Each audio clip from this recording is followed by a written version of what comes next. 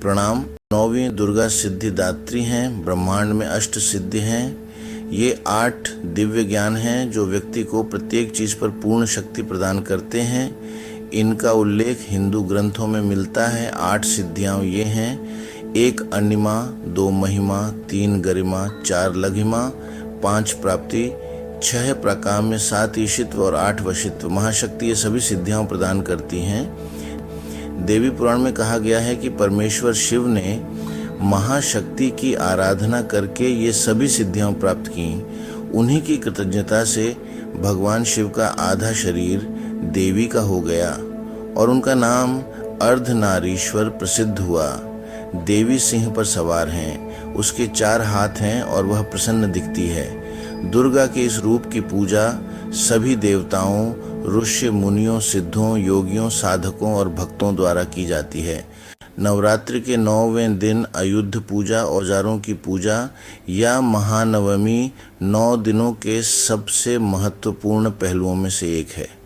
गुरुदेव इस त्योहार का खुलासा करते हैं और बताते हैं कि कैसे हमारे उपकरणों के प्रति हमारा दृष्टिकोण परिवर्तन का अवसर हो सकता है, जो स्वाभाविक रूप से विजयादशमी या जीत के दिन की ओर ले जाता है। औजारों की पूजा नवरात्रि के सबसे महत्वपूर्ण पहलुओं में से एक है।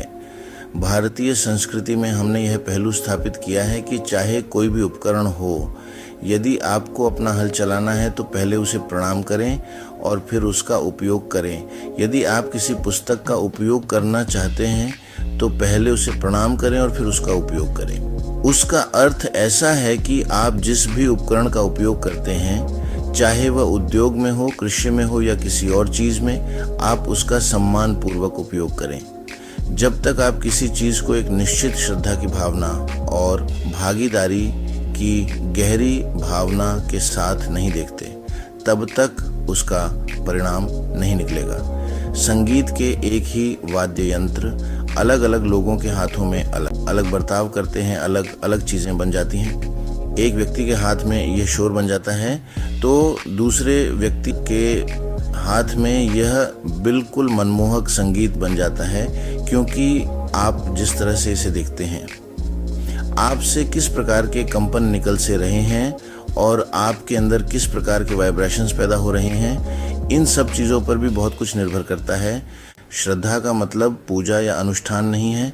श्रद्धा का मतलब बस ये है कि आप इसे एक निश्चित तरीके से देखते हैं, आप इसे भक्ति भाव से देखते हैं। यदि आप इसे आदर की दृष्टि से नहीं देखते हैं, यदि आप सोचते हैं कि यह आपसे कमतर है, तो आप इसमें शामिल नहीं होंगे।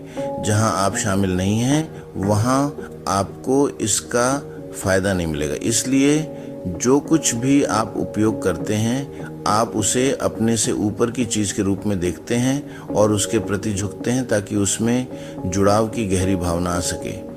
एक बार ऐसी भागीदारी आ गई तो आप इसे अच्छी तरह से संभाल लेंगे और इससे सर्वोत्तम लाभ प्राप्त करेंगे। आप चीज़ों को हासिल करने की नहीं, बल्कि उन्हें करने की खुशी को जानेंगे।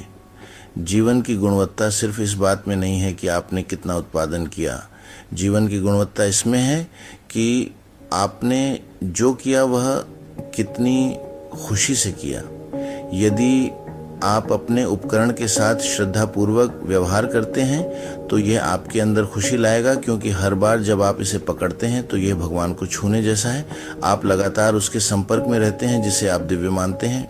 लेकिन आपके द्वारा उपयोग किए जाने वाले सभी उपकरणों में से सबसे बुनियादी उपकरण आपका शरीर और आपका दिमाग है। आयुध पूजा का अर्थ है अपने शरीर और मन के प्रति श्रद्धावान बनना। यदि आप किसी चीज के प्रति श्रद्धावान हो जाते हैं तो श्रद्धा स्वाभाविक रूप से एक निश्चित दूरी लाती है।